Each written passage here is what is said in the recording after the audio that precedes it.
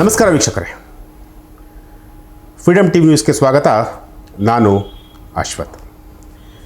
ವೀಕ್ಷಕರೇ, ಈಗಾಗಲೇ ಪಹಲ್ಗಾಮ್ ದಾಳಿ ಪ್ರಕರಣಕ್ಕೆ ಸಂಬಂಧಪಟ್ಟಂತೆ ಮೋದಿ ಸರ್ಕಾರ ಆಪರೇಷನ್ ಸಿಂಧೂರ ಆ ಹೆಸರಿನಲ್ಲಿ ಪಾಕಿಸ್ತಾನಕ್ಕೆ ಯಾವ ರೀತಿಯಾಗಿ ಉತ್ತರವನ್ನು ಕೊಡಬೇಕಾಗಿತ್ತೋ ಆ ರೀತಿಯಾಗಿ ಈಗ ಉತ್ತರವನ್ನು ಕೊಟ್ಟಿದೆ.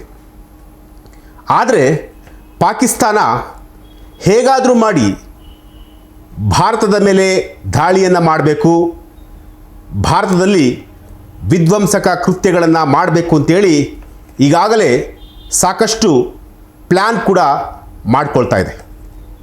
ಆದರೆ ಭಾರತ ಕೂಡ ಸುಮ್ಮನೆ ಏನು ಕೈಕಟ್ಟಿ ಕೂತಿಲ್ಲ. ಪಾಕಿಸ್ತಾನ ಹೇಗೆ ದಾಳಿಯನ್ನು ಮಾಡಲಿಕ್ಕೆ ಸಂಚನ್ನು ರೂಪಿಸ್ತಾ ಇದೆಯೋ ಅದೇ ಮಾದರಿಯಲ್ಲಿ ಭಾರತ ಕೂಡ ಅದನ್ನು ತಡೆಗಟ್ಟುವಂತಹ ಒಂದು ಪ್ರಯತ್ನಕ್ಕೆ ನಿರಂತರವಾಗಿ ಪ್ರಯತ್ನ ಪಡ್ತಲೇ ಇದೆ. ಪಹಲ್ಗಾಮ್ ದಾಳಿ ಪ್ರಕರಣ ಇಡೀ ದೇಶವನ್ನೇ ಬೆಚ್ಚಿ ಬೀಳಿಸಿದಂತಹ ಒಂದು ಪ್ರಕರಣ. ಆ ಪ್ರಕರಣದ ಪ್ರತೀಕಾರವಾಗಿ ಈಗಾಗಲೇ ಭಾರತ ಯಾವ ರೀತಿಯಾಗಿ ಉತ್ತರವನ್ನು ಕೊಡಬೇಕಾಗಿತ್ತೋ ಈಗಾಗಲೇ ಉತ್ತರವನ್ನು ಕೊಟ್ಟಿರುವಂತಹದ್ದು.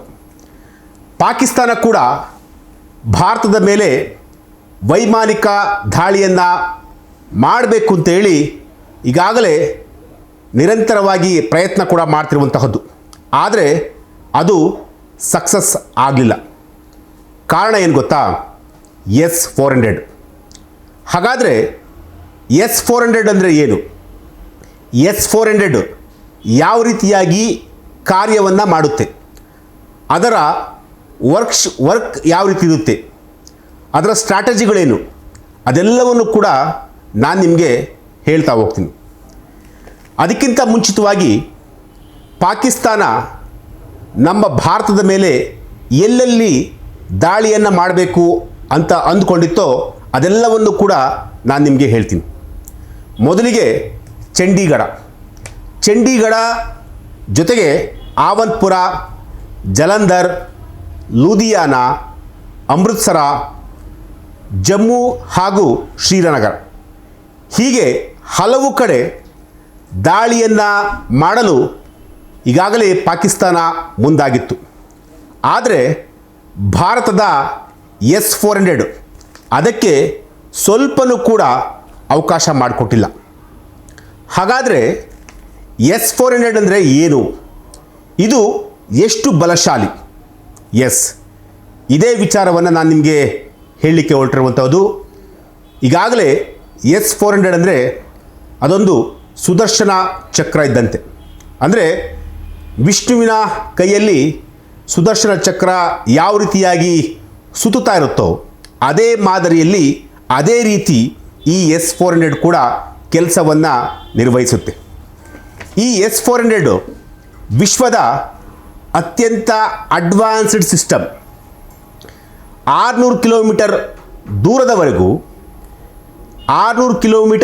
ದೂರದವರೆಗೂ ಗುರಿಗಳನ್ನು ಪತ್ತೆ ಹಚ್ಚುತ್ತೆ. ಜೊತೆಗೆ 400 ಕಿಲೋಮೀಟರ್ ಗುರಿಗಳನ್ನು ತಡೆಯುವಂತಹ ಒಂದು ಸಾಮರ್ಥ್ಯ ಈ S-400 ಬಳಿ ಇರುವಂತಹದ್ದು. ಹಾಗಾದರೆ ಈ S-400 ರಹಸ್ಯವೇನು, ಅಂದರೆ ಇದು ಯಾವ ರೀತಿಯಾಗಿ ಕೆಲಸವನ್ನು ಮಾಡುತ್ತೆ ಅನ್ನೋದನ್ನು ನೋಡಿದರೆ, S-400 ರಹಸ್ಯ ವಿಮಾನಗಳು,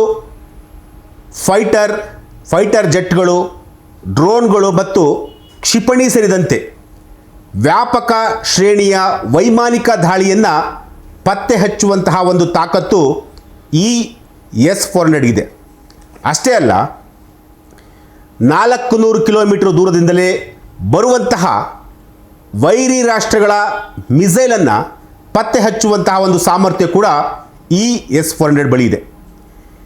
S-400 ಏಕಕಾಲಕ್ಕೆ 72 ವೈರಿ ಮಿಸೈಲ್ ದಾಳಿಯನ್ನು ಪತ್ತೆ ಹಚ್ಚುವಂತಹ ಜೊತೆಗೆ ಅದನ್ನು ನಾಶಪಡಿಸುವಂತಹ ಒಂದು ಶಕ್ತಿ ಕೂಡ ಈ S-400 ಇದೆ.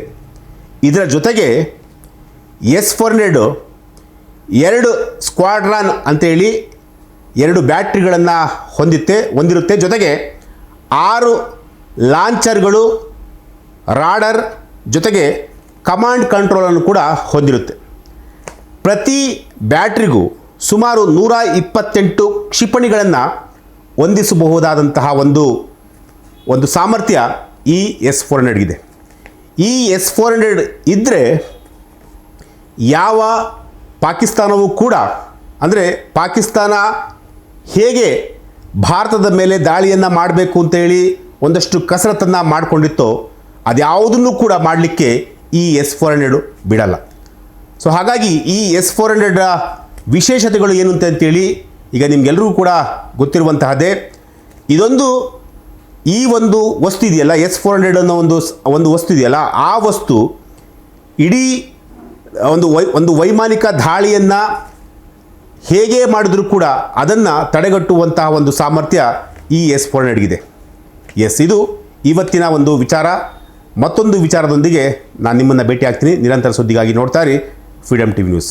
ಕ್ಷಣ ಕ್ಷಣದ ಸುದ್ದಿಗಳಿಗಾಗಿ ಫ್ರೀಡಮ್ ಟಿವಿ ಸಬ್ಸ್ಕ್ರೈಬ್ ಮಾಡಿ, ಲೈಕ್ ಮಾಡಿ ಹಾಗೂ ಫಾಲೋ ಮಾಡಿ. ಹೊಸ ಸುದ್ದಿಗಳ ನೋಟಿಫಿಕೇಶನ್ಗಾಗಿ ಬೆಲ್ ಐಕಾನ್ ಮೇಲೆ ಕ್ಲಿಕ್ ಮಾಡಿ.